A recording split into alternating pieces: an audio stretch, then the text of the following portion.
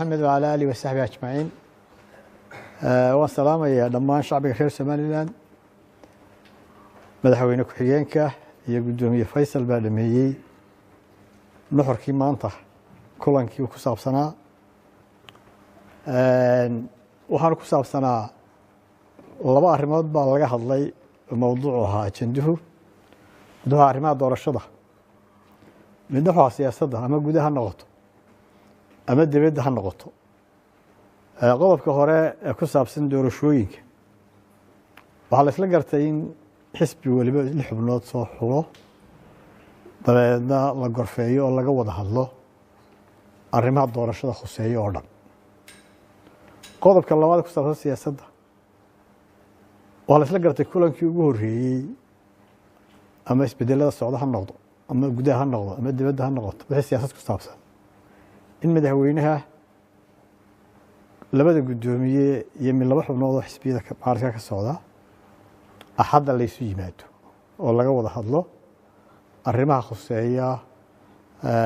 qaranka intiisa kale ama amni ha noqdo ama siyaasad ha noqdo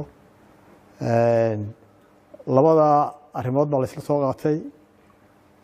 waxa maanta lama guda gelin laakiin waa loo ballamay in arrimaha la guda galo warka cusub ee ugu soo kordhay intaan meesha fadhinay wuxuu ahaa imaatinka madaxweynaha Puntland Abdiweli taasi waxay muujinaysaa runtii verification iyadoo markii horeba laga wada hadlayay in la nabadeeyo tukarraq in maanta haddana doc kale uu ka bilaabmo muran waxaana ila tahay nabaddu cid walba oo dan daandaansi weeye taasi